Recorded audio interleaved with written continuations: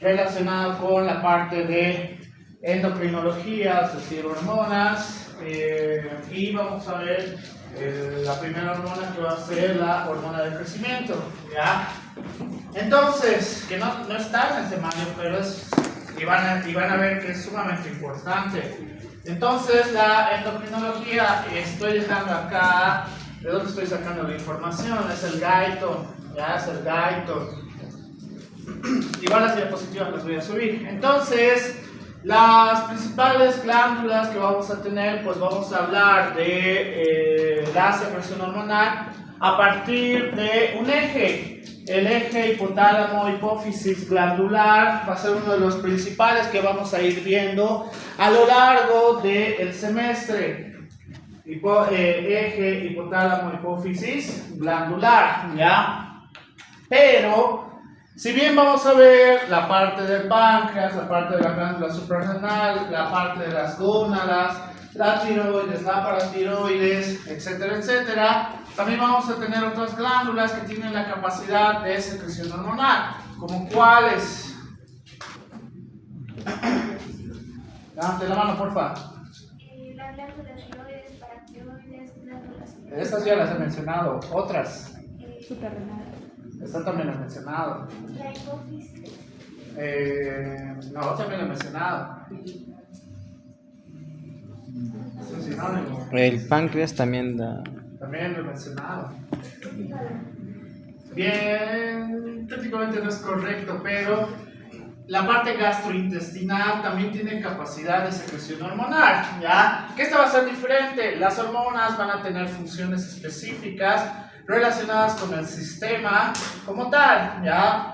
Por favor, recuerden esta parte. Cuando tenemos trastornos hormonales puede afectar otros órganos o directamente la parte sistémica, ¿ya? Por este motivo tenemos que saber cuáles son las principales glándulas que vamos a tener para secreción. Entonces, en la parte gastrointestinal también vamos a tener una parte esencial de secreción de hormonas, que estas sí van a estar directamente relacionadas solo con el proceso de la alimentación, ya con el proceso de alimentación, la formación de el quimo, el kilo, etcétera, etcétera.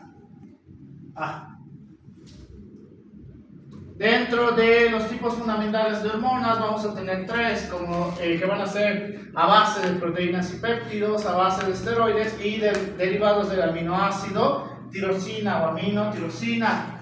Entonces, a partir de todo esto vamos a ver que la cantidad de hormonas que vamos a tener es un montón, ¿ya? Es un montón de hormonas que vamos a tener. Vamos a tener a partir del hipotálamo, a partir de la hipófisis, en sus dos porciones que van a ser la de la hipófisis y la neurohipófisis, y como a partir de estas dos vamos a tener la capacidad de secreción en las diferentes hormonas, también en la parte de embarazo y lactancia. Todo esto que estamos viendo es lo que tienen que aprender en su funcionalidad, en su retroalimentación, en su eje, etcétera, etcétera, para el fin de hito 2. Todo esto, el hito 2, ni siquiera fin de semestre. Entonces, la síntesis y secreciones de las hormonas peptídicas nos dicen que a través del núcleo y del ADN, estos vamos a causar una transcripción del ADN para convertirnos en ARN mensajero, y a través de una traducción en el retículo endoplasmático, este va a tener la capacidad de estimulación hacia el aparato de Golgi para que en donde vamos a tener un empaquetamiento tengamos un inicio de las vesículas de secreción en la cual van a tener almacenado la parte de las hormonas, ¿ya? Entonces, esto relacionado con los canales de calcio primordialmente, y gracias a la apertura de los canales de calcio vamos a tener mayor cantidad de secreción de AMP cíclico, por el cual estos van a ser el estímulo principal para la liberación de las hormonas peptídicas. ¿Sí saben a qué me refiero, no ve? Lo estoy mencionando así porque esto ya lo deberían haber aprendido en fisiología celular, ¿ya? De la manera que lo estoy mencionando. Por eso es importante saber bien todo fisiología. Entonces, la síntesis y secreción de hormonas peptídicas va a funcionar de esta manera. Así, ¿ya? Así. Por el cual las otras hormonas van a tener similares secreciones, pero dicho su nombre, pues tenemos que saber principalmente qué es esto. ¿Qué es? Levante la mano, por favor. Homeostasis o no son homeostasis. Están tratando de adivinar palabras ahí en la imagen. Homeostasis. Esto es fisiología celular.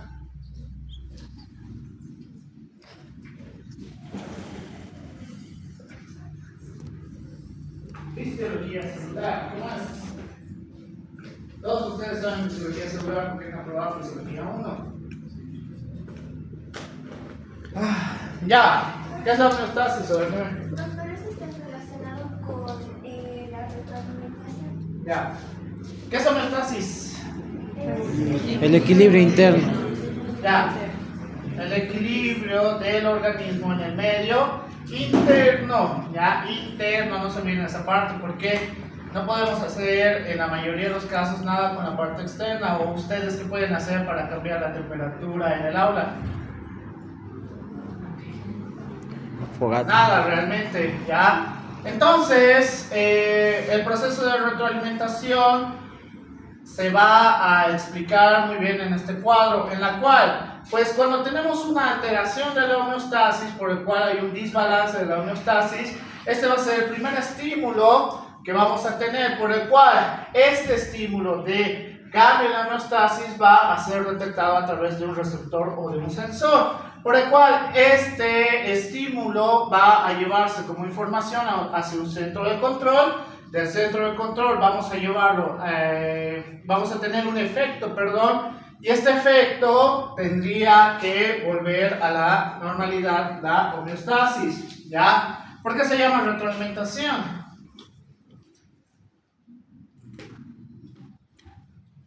Porque es continuo. ¿Porque es continuo? No exactamente. ¿Qué tipos de retroalimentación hay? Activa. Ya, negativo o positivo. ¿Cuál es la diferencia entre uno y otro?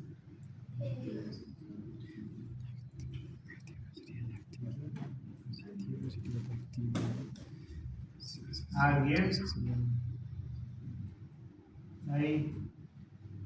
¿Cuál es la diferencia entre retroalimentación positiva y negativa?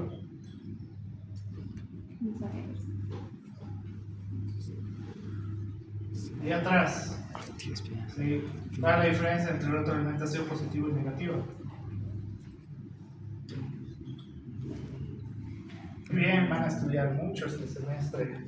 Entonces, En cuanto a la retroalimentación positiva, requería, era secuencial y necesita para soportar un estímulo externo, porque se produce. y el negativo no. No necesito un estímulo externo. Me refiero a que ambos necesitan un estímulo externo, pero el positivo para que se produzca el corte, que es de forma secuencial, entonces es positivo.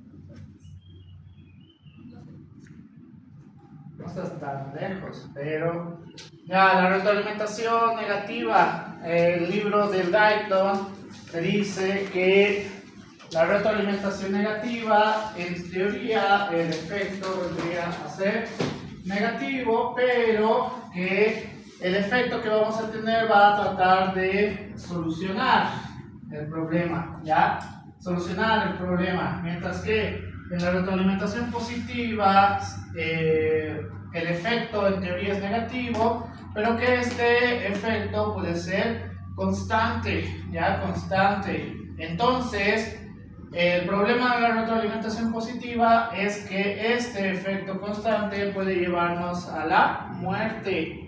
Ejemplos de retroalimentación negativa.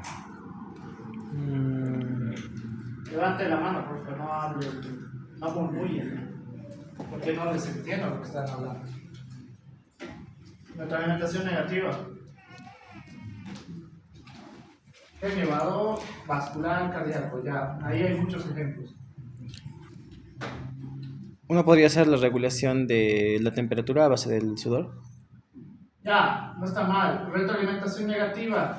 Tenemos un incremento de la temperatura, qué sé yo, porque han comido de la tucumanera de afuera y resulta que tienen intoxicación alimenticia. Entonces, ¿cuál es la alteración de la homeostasis? ¿Cuál es el primer efecto? Elevación de la temperatura, no fiebre. ¿Por qué no puedo decir que es fiebre? Bien, porque tendría que saber exactamente cuáles son el grado de la persona en cuestión, ¿ya? Si me dice que tiene fiebre, pues ustedes solamente tienen que decir, pues, elevación de la temperatura y que no hemos podido valorar, ¿ya? Por el cual vamos a tener un incremento de la temperatura. Ese incremento de la temperatura, ¿a qué receptores va a ir? Ya saben, neuranato. Una zona, los. Termorreceptores, ¿ya? Termorreceptores, esos termorreceptores donde tienen que ir un centro de control. Eje hipotálamo, sí. Ya, al hipotálamo. A través del hipotálamo, donde vamos a tener también un centro de la temperatura, pues este va a crear un efecto, y como decía su compañero, el efecto va a ser sudoración. La sudoración no es más que la liberación de la temperatura, del incremento de la temperatura interna. Nada tiene que ver con hacer bueno o mal ejercicio, por si acaso. Eso te dice el libro, incluso los libros de medicina del deporte. El efecto de la sudoración podría considerarse negativo. Pero si está haciendo uno. Sí, los demás. O sea, si se está controlando la elevación de la temperatura, entonces sería un efecto negativo, porque no está llegando hacia la muerte. O sea, teniendo en cuenta claro, una solución al problema, ¿no? Ya. El sudor podría considerarse negativo. Sí, podría considerarse negativo. ¿Por qué? No, eso lo llevan en Fisio 1. ¿Cuánto de litros o ml pueden pedir el sudor máximo? 200. Máximo. Será. No, un litro. Sí.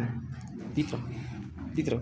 En la última, o bueno, en el Guyton dice hasta 5000 ml de sudor pueden perder. 5 litros.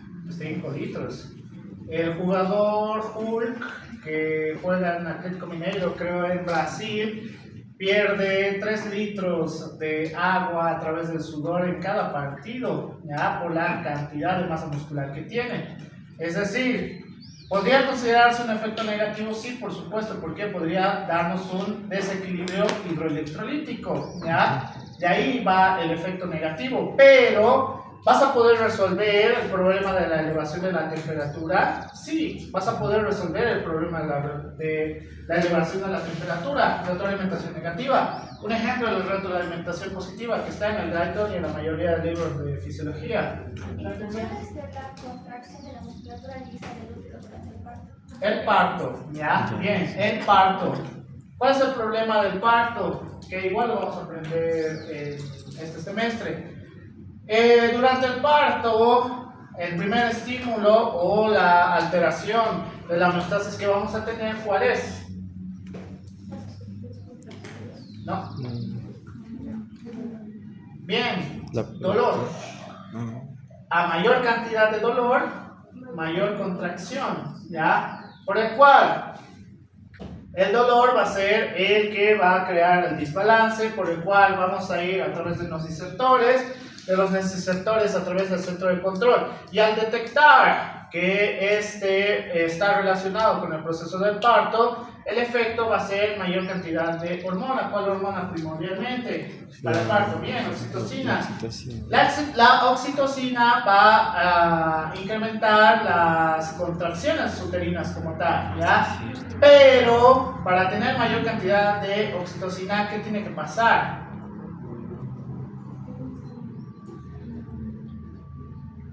Más dolor.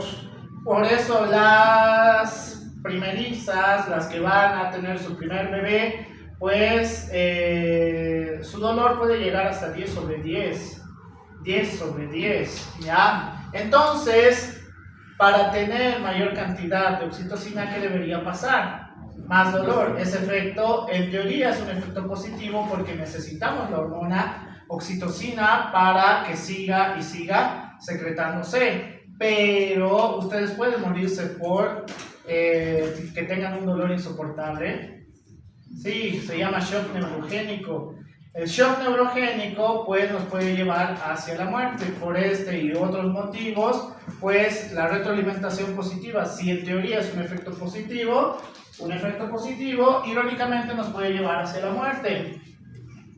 Otro ejemplo de efecto positivo con retroalimentación positiva. Hipertensión. A ver. Taquicardia. Dilo bien.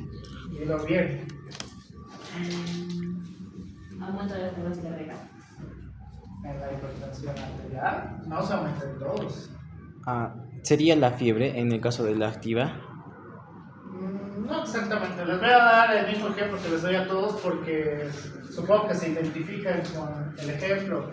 Otro ejemplo de retroalimentación positiva en la cual pues, nos puede llevar hacia la muerte. Supongamos que ustedes tienen su crush, sea varón, mujer o lo que sea, irónicamente su crush pues no es la persona más sagaz del planeta y deciden que van a ir a una de las discotecas de aquí del Prado.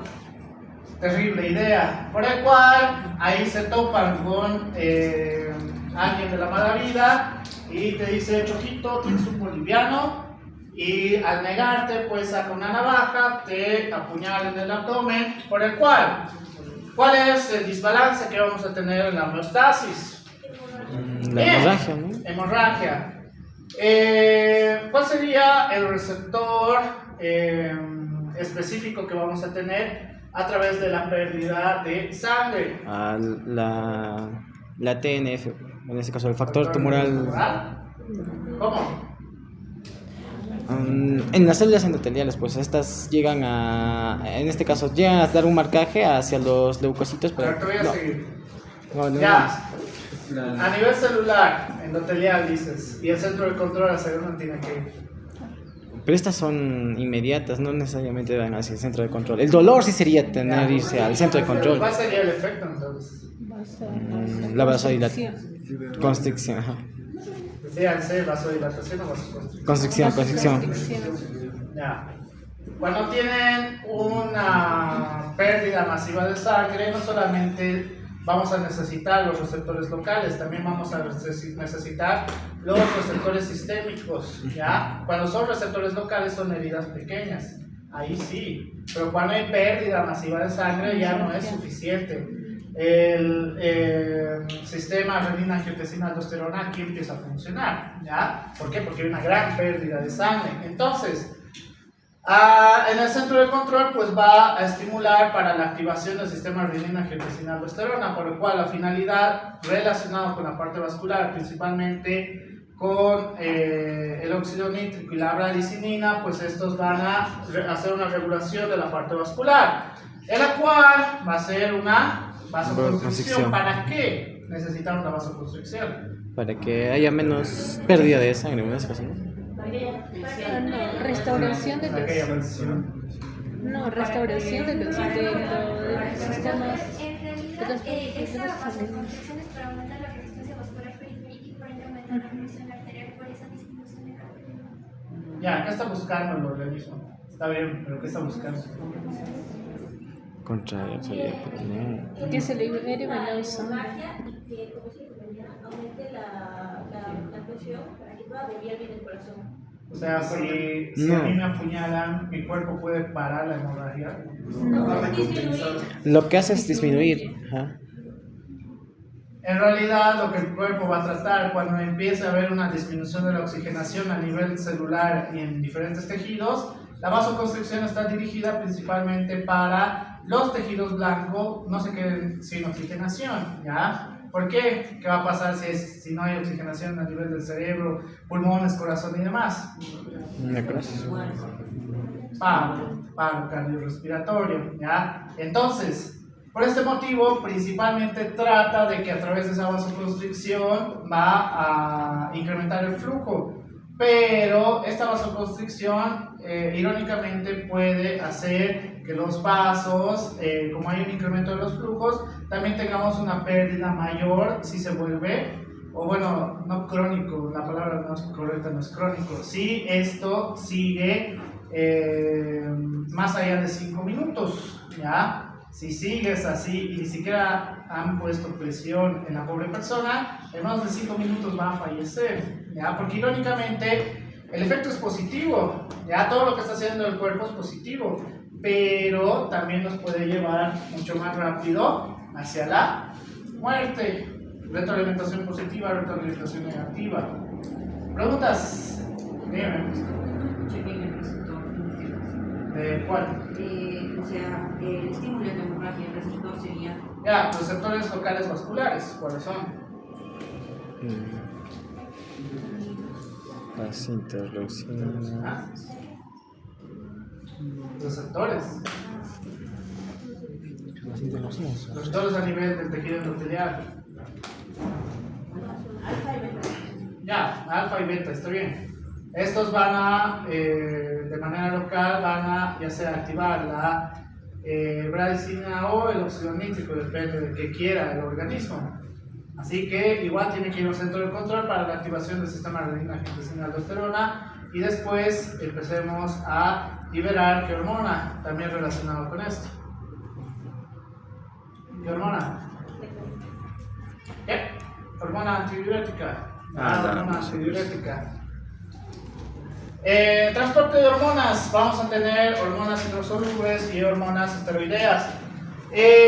Pues las hormonas hidrosolubles, tal cual lo dice su nombre, estas van a tener mayor capacidad para la disolución en agua, ¿ya? Es decir, estos al momento del transporte a través de la sangre va a ser mucho más sencillo tener los factores de activación, mientras que las hormonas esteroideas, estas sí va a ser un poquito más complicado el proceso de activación. Vamos a ir viendo a lo largo del hito que vamos a tener diferentes tipos de activación. Por ejemplo, en las glándulas suprarrenales, la parte más esencial que vamos a tener para la activación va a ser el colesterol, ¿ya? El colesterol. Es decir, si tenemos una alteración del colesterol, una disminución principalmente, pues las hormonas también pueden verse afectadas, principalmente las hormonas de la glándula suprarrenal y las hormonas gonadales. Entonces, el transporte de hormonas también va a ser un punto importante en este aspecto. Los mecanismos de acción, receptores de hormonas y su activación. Vamos a ver a lo largo de el hito que vamos a tener diferentes tipos de receptores de hormonas y sus activaciones. Es decir, cada hormona va a tener diferentes tipos de receptores, desde la parte del hipotálamo hacia la hipófisis, de la hipófisis hacia las glándulas y en zonas específicas de las glándulas sus receptores de las hormonas, ¿ya? Estas diapositivas es solo para recordar lo que en teoría lleva en histología. Qué bien. Como factores activadores, que horrible se ve el data show. Como factores activadores vamos a ver relacionado con la proteína G activa, en la cual cuando tenemos la recepción a través de una hormona, esta a través de la proteína G inactiva, vamos a ver que la recepción junto con la hormona va a empezar la disolución y la activación de la proteína G, en la cual a través del guanosin trifosfato vamos a tener la liberación de la parte alfa y esta proteína efectora activada por el guanosin trifosfato pues va a ir directamente hacia la activación gracias a la parte de la unión con la receptor y la hormona, ¿ya? Es decir, las funciones que vamos a tener a partir de ciertas hormonas va a ser gracias a este proceso. Entonces vamos a tener otros tipos de activación también, si no me equivoco son 3. ¿Qué hormonas podemos tener relacionadas con este proceso? Las hormonas de señalización del receptor tirosina sinasa, como el factor de crecimiento de fibroblastos, la hormona de crecimiento, factor de crecimiento hepatocítico, la insulina, el factor de crecimiento similar a la insulina que se está relacionado principalmente con la parte gastrointestinal, la leptina, la prolactina y el factor de crecimiento del endotelio vascular. ¿Qué otros tipos de receptores hormonales podemos tener? Los unidos a las enzimas. En este caso vamos a tener el receptor de la leptina. Vamos a ver que cuando tenemos el punto de unión de la leptina, este va a tener la capacidad de activación de las enzimas, en las cuales los efectos fisiológicos van a depender pues del tipo de hormona, ¿ya? Para llegar a los efectos fisiológicos, primero vamos a ver que vamos a tener el gen diana, que a través de el ARN mensajero vamos a tener una traducción, primero una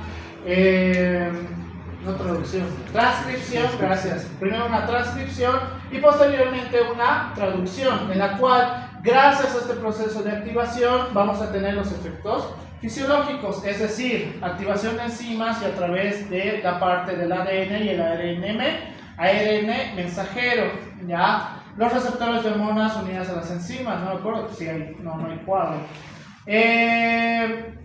Cuando tenemos un receptor citoplasmático en unión con la hormona lipofila, vamos a ver que estos van a estar la función principalmente a través de los receptores nucleares.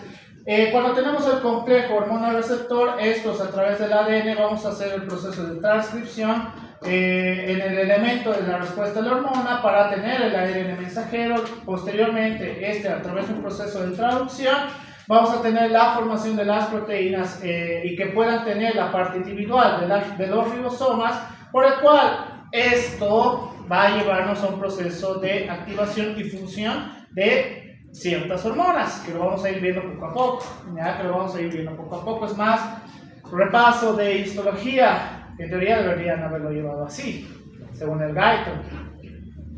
¿Qué hormonas?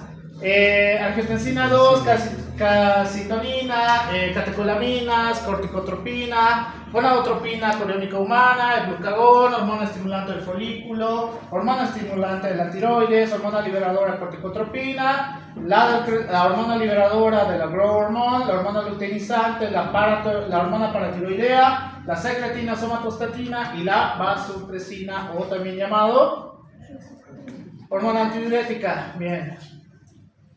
En este caso va a estar relacionado principalmente con la formación de ATP y su posterior conversión. Cuando tenemos la unión con la hormona a través del citoplasma, vamos a ir igual a través del monocintrifosfato para la activación, solamente que acá la diferencia que vamos a tener es que vamos a tener una conversión del ATP en AMP cíclico, en la cual la proteína sinasa dependiente de AMP cíclico que está inactiva, gracias a esta conversión vamos a tener la activación de esta proteína. Entonces, esta proteína más el ATP vamos a poder conseguir la respuesta celular, ¿ya? Por el cual es un tipo de receptor anteriormente mencionado, pero que sí o sí necesita la conversión de ATP en AMP cíclico. Si no está el cuadro, ahorita me voy a acordar cuáles hormonas. Muy bien. Angiotensina 2, catecolaminas, hormonas liberadoras principalmente, hormonas paratiroideas, oxitocina, vasopresina.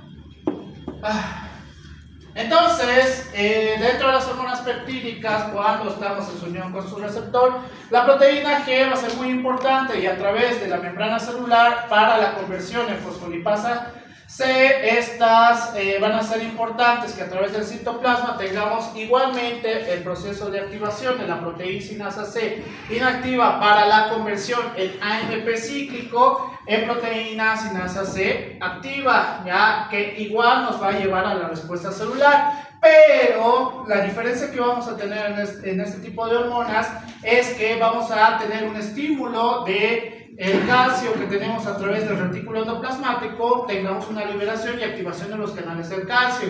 Cuando tenemos la liberación del calcio, este es un estímulo para la liberación de mayor cantidad de hormonas o la activación de la función de las hormonas en específico. Respuesta celular.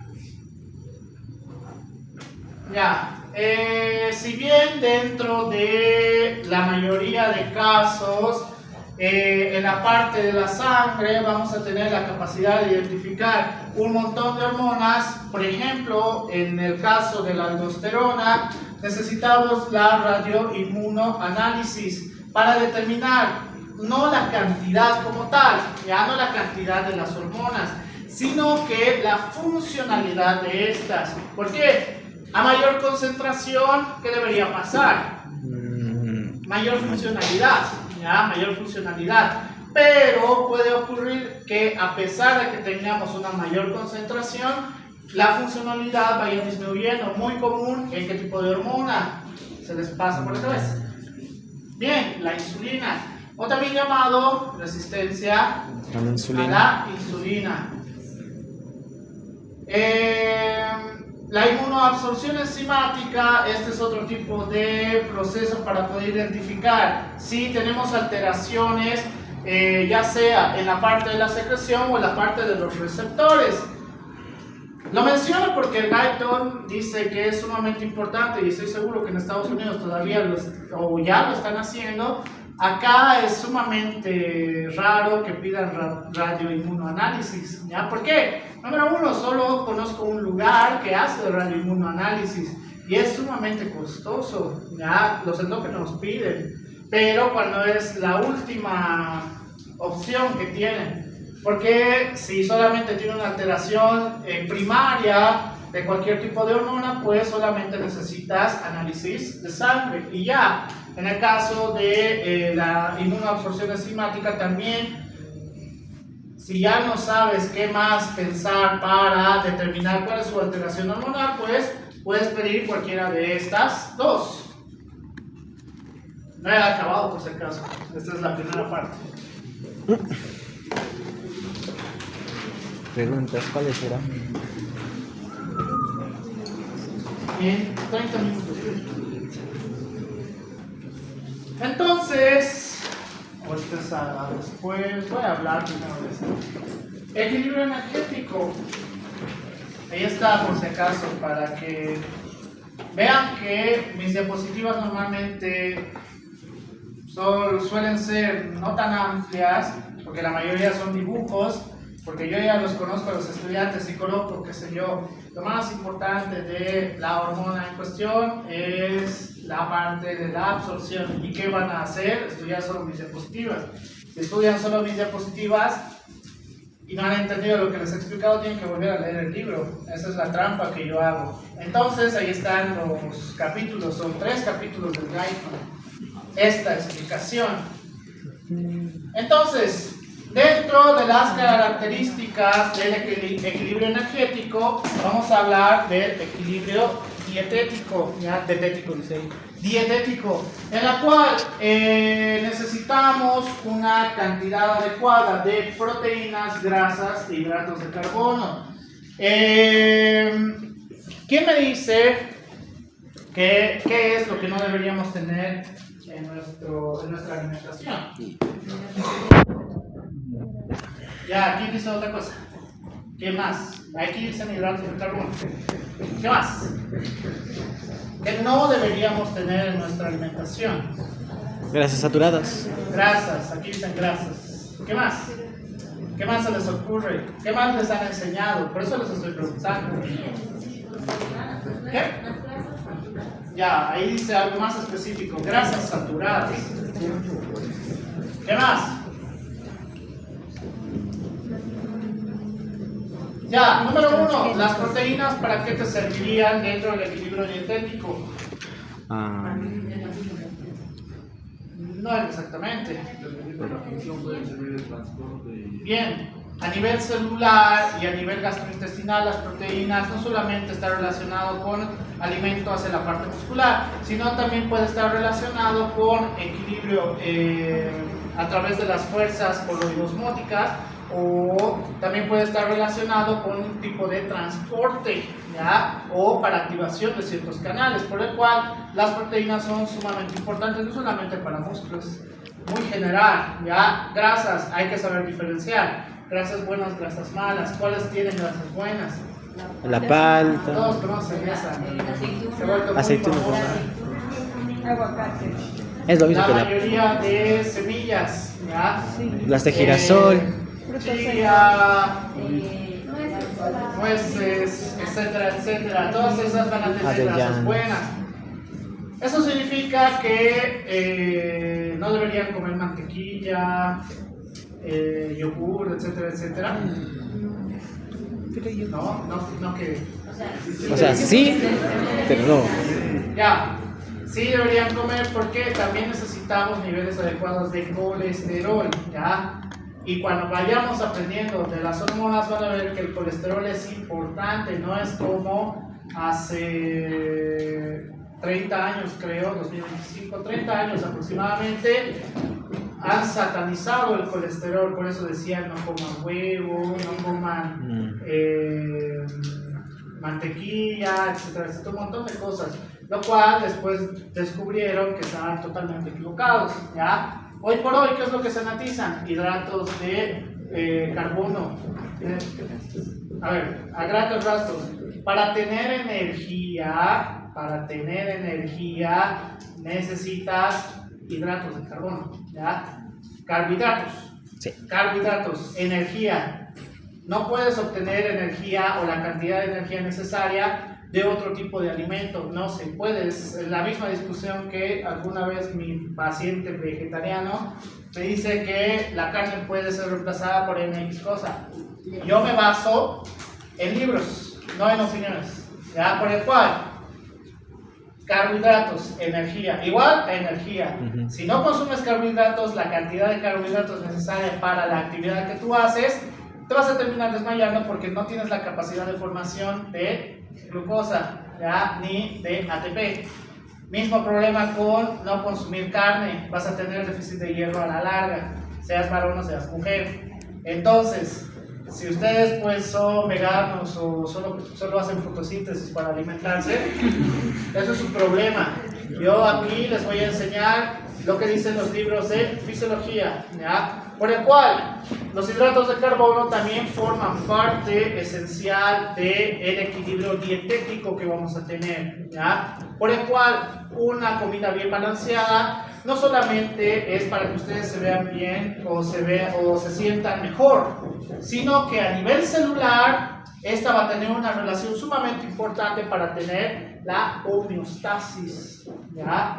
Porque de ahí vamos a sacar diferentes términos que ahorita voy a empezar a hablar. Entonces, esta es una tabla por si quieren empezar a hacer su dieta, su inicio de dieta.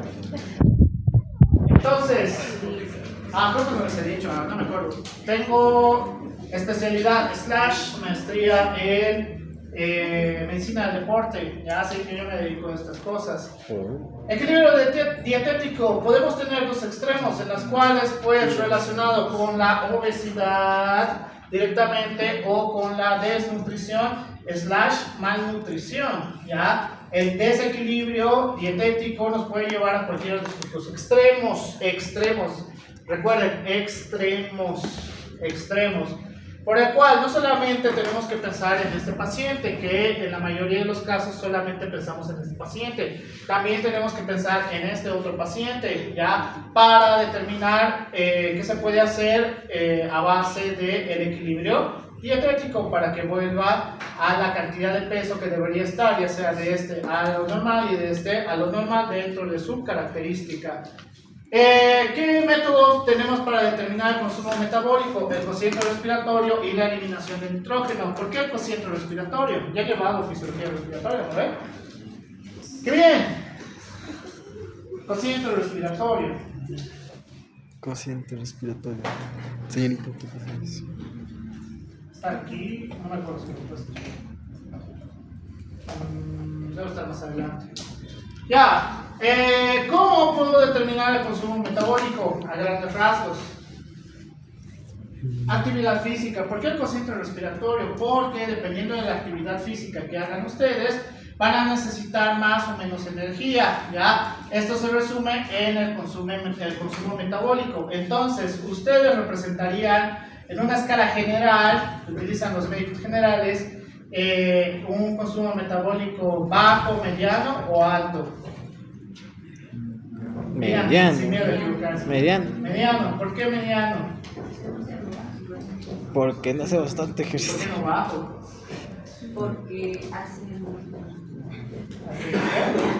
Porque suben a la esa. No, pero cuando... Hacemos algo de ejercicio. El cuerpo... Ahorita les voy a explicar cómo vamos a calcular eso, ¿ya? Entonces, la regulación y la ingestión y la conservación de energía va a ser sumamente importante, en la cual, pues, la parte de las hormonas relacionadas con el hipotálamo y la activación de la diferente parte gastrointestinal al inicio de la alimentación, pues va a ser sumamente esencial, en la cual la grelina va a ser uno de los más importantes, de las hormonas más importantes que vamos a tener con la parte de la saciedad, ¿ya? ¿Qué es la grelina? ¿Quién sabe? La hormona que O sea, la Más grelina, ¿qué significa? Más o menos. Menos grelina. Menos Bien. apetito. La grelina en mayor cantidad de secreción, sobre todo cuando iniciamos el proceso de alimentación. Es por eso que cuando en la mañana principalmente dicen, ay, solo una galleta, y de repente empiezan a sentir más hambre, es por mayor cantidad de secreción de grelina, ¿ya? Por el cual todo va a empezar a tener un proceso de activación, ¿ya? Apenas inicien con cualquier cosa de alimentación. Entonces, es importante saber este proceso. ¿Por qué? Porque hay muchas personas que, y esa es una práctica que no debería hacerse, principalmente estoy en contra de estas instituciones que les prometen a hacerles bajar de peso, que sí lo cumplen, pero prácticamente matándose de hambre, ¿ya? Que al final de cuentas esos mismos pacientes vienen conmigo porque ahora han tenido un efecto rebote mucho peor y ahora pesan el doble de lo que al inicio estaban, porque esa no es la manera adecuada. Por eso la regulación de la ingestión tiene que ser: ¿los carbohidratos son malos? No. ¿Las proteínas son malas? No. ¿Las grasas son malas? No. ¿Qué es lo malo? El consumo excesivo. Bien, el consumo excesivo es el problema en la mayoría de los casos, ¿ya? Y el consumo tiene que ser regulado para la cantidad de energía que deberían hacer. No me acuerdo si está más adelante, no me voy a adelantar, pero si al final no está, les voy a decir. Ya, entonces, dentro de los neurotransmisores y hormonas que van a regular la parte de la saciedad, en el hipotálamo vamos a tener los que disminuyen y los que estimulan la alimentación. Primero, los que disminuyen la alimentación: la hormona estimulante alfa de los melanocitos, la leptina, la serotonina, la noradrenalina, la hormona liberadora de corticotropina, la insulina, la colecistocinina, el péptido parecido al glucagón, el transcrito regulado por la cocaína y la anfetamina, y los péptidos YY. Mientras que los que van a estimular la alimentación es el neuropéptido Y, la proteína relacionada con ACTI, la hormona concentradora de melanina, las orexinas A y B, las endorfinas, la galanina, los aminoácidos, el cortisol, la grelina y los endocannabinoides. Supongo que, como todos sus estudiantes, cuando muestro este cuadro les da curiosidad cómo regula la alimentación, las drogas, endocannabinoides, la cocaína y la anfetamina. Primero, la cocaína y la anfetamina, como han debido ver en un montón de películas, espero que no en la parte que conozcan a alguien que tiene pérdida de peso por uso de cocaína o anfetaminas, pues estas van a ir directamente hacia la regulación del hipotálamo, en la cual, cuando vamos a tener el consumo de cocaína, como es va a ser un estimulante, esto es a nivel del hipotálamo, vamos a hacer un proceso de retroalimentación técnicamente, en la cual va a inhibir la parte del hipotálamo y la parte de la hipófisis, ¿ya? Por el cual estos pacientes relacionados exclusivamente con la parte de la alimentación, ¿ya? Estos pacientes, cuando llegan a estos receptores, hacen una inhibición en el hipotálamo, una inhibición en la hipófisis, y también van a hacer una inhibición en la grelina, ¿ya? Por el cual no sienten apetito, no tienen ningún tipo de sensación de que tengan la necesidad de comer. Por el cual, ¿esto cuánto dura? Mientras estén en consumo, ¿ya? Esa parte es importante. Es decir, mientras estén con la cocaína en la sangre, van a tener una disminución de la necesidad de alimentación, ¿ya? Por el cual, esto es peligroso, sí, por supuesto, porque nos puede llevar a trastornos alimenticios graves, aparte de todo lo que causa la cocaína y la anfetamina. No sé si en cardio les habrán enseñado. Los endocannabinoides van a actuar muy similar a este proceso, solo que al ser depresivos, recuerden, el cannabis o su otro nombre más común, la marihuana, son depresores, ya son depresores, así tú te sientas más inteligente. No funciona así, por si acaso.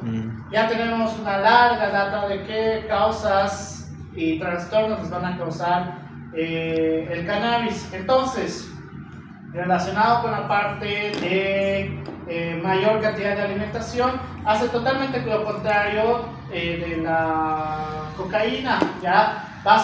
Aquí sí vamos a tener un proceso de retroalimentación tanto en el hipotálamo, en la hipófisis y en la grelina, es decir, mayor cantidad de consumo de cannabinoides, pues más secreción de grelina, y este también va a ir a la parte del hipotálamo para mayor y mayor secreción. Ahora, a diferencia de la cocaína, los endocannabinoides normalmente empiezan a tener este estímulo casi al final del efecto de esta droga, ya casi al final. Por eso al inicio no tienen tanta hambre, sino que mediante se va acabando el efecto empiezan a tener más y más apetito. Y de ahí veo a varios estudiantes pues, comiendo un pollo entero y ya me doy cuenta qué está pasando con esas personas. Se nota por si acaso. Paréntesis. Se nota. Los efectos malos que vamos a tener relacionados principalmente con la cocaína, no tanto anfetamina, porque estamos en Latinoamérica y a los drogadictos de acá no les alcanza para comprar anfetamina, pero sí les alcanza para comprar cocaína. Entonces, la cocaína, uno de los efectos más lesivos que va a tener e irreversibles es disminución del gasto cardíaco, por el cual una hipertrofia miocárdica de ambos ventrículos, ¿ya?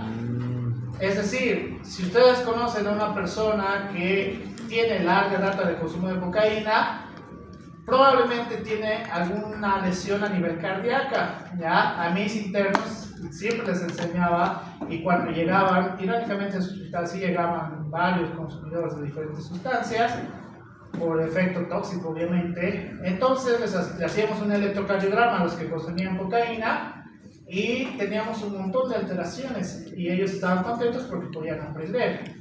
El de la cocaína pues tiene que preocuparse más, que al final casi ni les importa. Si a ellos no les importa su salud, pues ni menos, la verdad.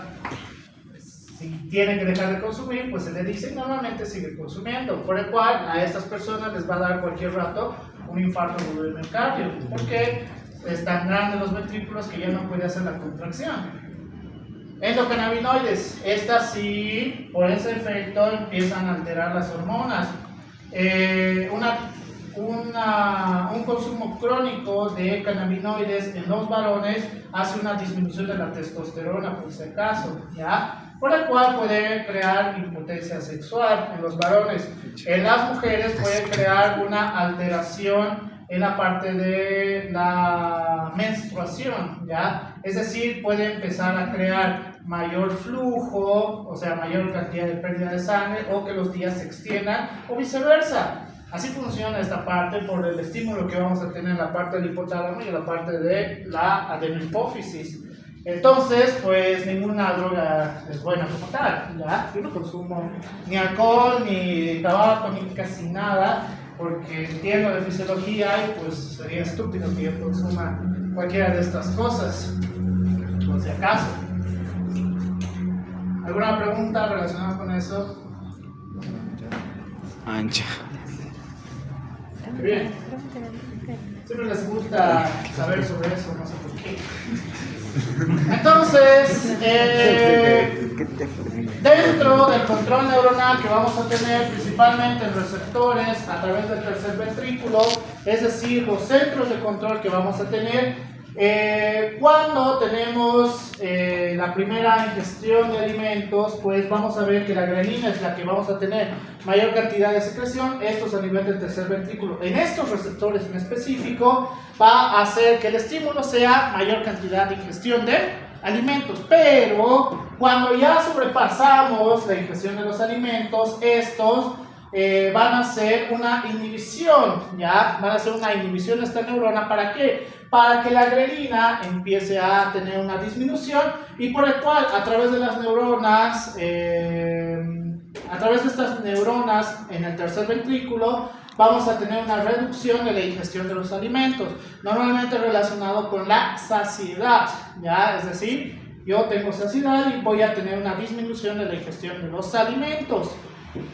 Por el cual, estos se van a encontrar principalmente, o los estímulos que va a dar al núcleo del tracto solitario a través de la actividad simpática y una regulación del consumo energético.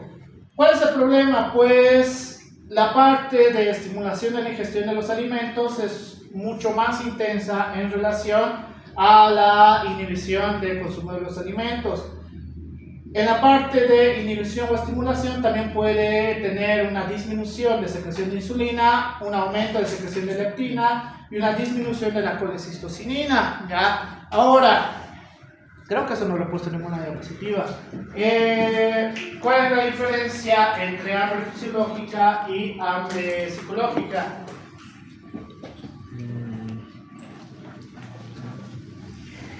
Fisiológica y psicológica.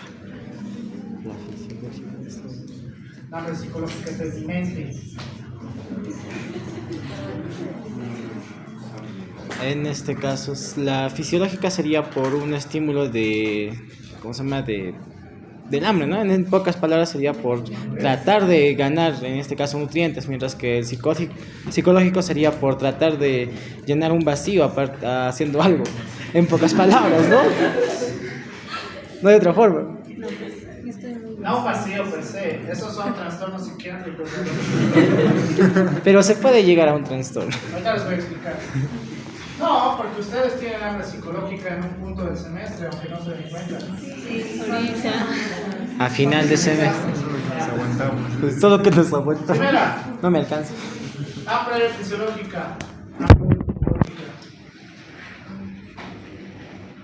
El hambre fisiológica te dice que esta se va a dar en horarios específicos, ¿ya? Primero, horarios. ¿Qué horarios?